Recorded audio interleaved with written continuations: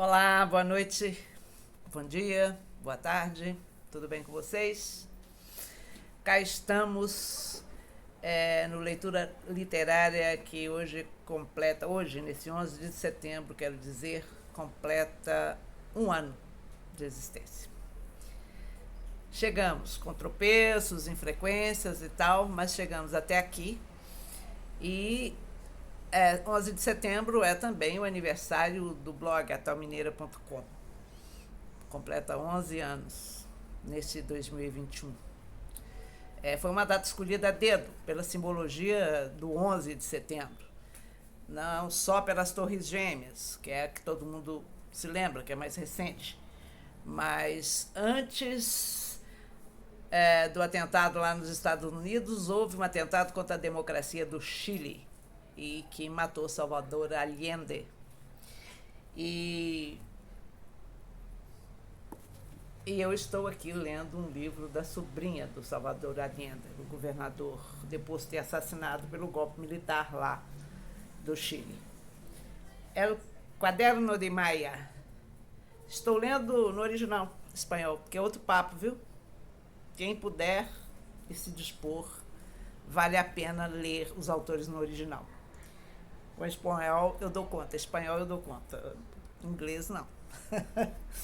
Mas, enfim, é um livro que conta a história de uma adolescente de 19 anos que nasceu em Berkeley, na Califórnia, e que é obrigada a se exilar. E ela acaba fazendo isso na terra dos seus ancestrais. Ela foi criada pela avó chilena, que teve que fugir do Chile exatamente porque no golpe militar mataram o marido dela, pai da Maia. Então, é uma história muito interessante porque a avó fala também da escrita como uma maneira de você se manter ativa, a memória ativa. Maia escreve diários, aconselhada pela avó, que diz que assim ela vai poder, se precisar algum dia de um psiquiatra, ter o registro da história lá. E o interessante é que a própria Maia diz que não sabe se vai ser muito bom para o psiquiatra, porque ela mente, ela inventa histórias e bota lá no diário histórias inventadas também. Eu não posso ir muito além do que significa, porque eu não estou nem na metade do livro ainda. Mas é uma sugestão de leitura que fala do passado, da perseguição que acaba acompanhando a gente ao longo da vida, do construir o futuro, do caminhar, e como é importante ter um caderno para escrever a própria história, né? É isso que é a literatura. A literatura são histórias que estão aí vividas a cada dia. Eu me lembro que quando meu filho estava aprendendo a fazer redação e que detestava a história, o professor dele disse para ele: conte a sua história. A sua história, e toda a história começa com a própria história. Certo? Se você vai ser um literato ou não, é outro papo, né? Mas escrever tem esse sentido de contar histórias, né? O outro livro que eu quero me referir, que na verdade eu escolhi para ler hoje no aniversário do Leitura Literária, é este aqui, Uma Vez, do Morris Gleitzman. Eu já falei sobre ele rapidamente no Leitura Literária passada. Morris Gleitzman é um inglês que tem a minha idade, nasceu em 53, e que migrou para a Austrália. E ele é neto de judeus. Por que eu escolhi esse livro? Esse livro foi meu neto que me indicou. Meu neto de 11 anos. Ele conta a história do Holocausto, de como a mentira leva às tragédias aos países. Tem N mentiras. Aconteceu na Alemanha e em todos os países invadidos pelas tropas de Adolf Hitler. Aconteceu na Itália, com o fascismo. Aconteceu no Iraque, com os Estados Unidos invadindo o Iraque, e por aí vai. E acontece no Brasil. Essa tragédia que a gente está vivendo aqui é feita de mentiras. Mentiras sobre mentiras, né? E um governo de inspiração fascista e nazista. Então, aí as redes sociais que não me deixam mentir. Mas essa história é a visão de um garoto, de mais ou menos a idade do meu neto. O garoto tem 10 anos, meu neto tem 11, que viveu no orfanato, onde ele foi deixado pelos pais, para salvar a vida deles, provavelmente, né? Numa Polônia, o cenário é a Polônia devastada e invadida pelos nazistas, né? E lá no orfanato, ele contam para ele uma historinha, principalmente o padre católico que assiste, era um orfanato de freiras, conduzido por freiras católicas, que o Adolf Hitler seria um mito, entendeu? Um protetor de todos. Tanto que em várias partes da história o menino fala assim, graças a Deus, a madre tal e Adolf Hitler, sabe? Aí, quando ele descobre que não era bem assim, ele fala, será que mentiram pra gente para nos proteger? Provavelmente, né? Será que também Deus e o Papa também não gostam da gente? Né? E por aí vai. Mas eu separei aqui, a história sempre começa assim. Uma vez, há alguns anos, vi um cliente na livraria de minha mãe e do meu pai estragando os livros, arrancando as páginas, amassando os exemplares, gritando coisas que eu não entendia. Minha mãe chorava. Meu pai estava furioso. Eu também. Se um cliente não estiver satisfeito com o livro, ele deve pedir o dinheiro de volta. E não dar uma de doido. Esses homens são tão malvados, estragam os livros com crueldade e perversão e ainda por cima riem. Por quê? Uma vez fugi de um orfanato no alto da montanha sem ter que fazer todas aquelas coisas que se faz nas histórias de fuga. Cavar um túnel, usar um disfarce de padre, fazer uma corda amarrando com nós os hábitos de freiras. Eu simplesmente saí pelo portão principal. Desci a encosta da floresta verde e fria, deslizando e agradecendo a Deus, a Jesus, à Virgem Maria, ao Papa e Adolf Hitler. Agradeci a eles porque depois que os nazistas foram embora, as freiras não trancaram os portões. Os nazistas tinham ido lá e feito uma fogueira com os livros da biblioteca do orfanato. Eu agradeci porque a encosta está coberta de pinheiros, em vez de uma vegetação rasteira e espinhosa. Uma vez, partimos em um passeio pela floresta para colher amoras com Madre Minka. Dodge ficou preso nos espinhos. Ele ficou chamando a mãe, mas ela não estava lá. Eu era a única pessoa ali. Pare com isso. Pare de ficar triste com essa história. Quando a gente fica triste, para de prestar atenção, comete erros e pode ainda ser pego. A gente tropeça nas raízes das árvores, escorrega, bate a cabeça, quebra os óculos e as freiras podem acabar ouvindo a gente praguejar. Mas o trecho que eu quero mesmo... O livro é maravilhoso. Ele é um livro arrebatador, na verdade. Então fica difícil escolher trechos. Uma vez caminhei a noite inteira e depois o dia inteiro. Só tirei um pequeno cochilo na floresta. E caminhei a noite inteira de novo e então cheguei em casa.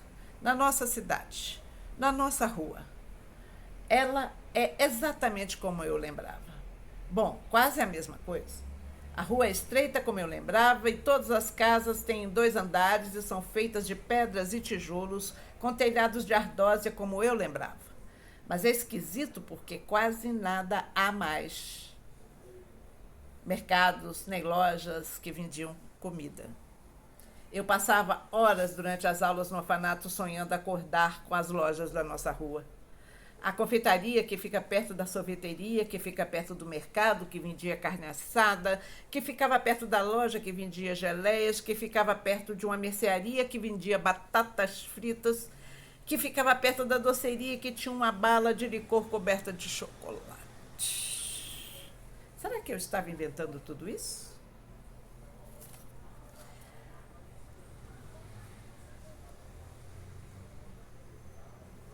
Uma vez, caminhei o mais rápido que pude na direção da cidade para encontrar minha mãe e meu pai e não deixei nada me distrair, até que vi um fogo.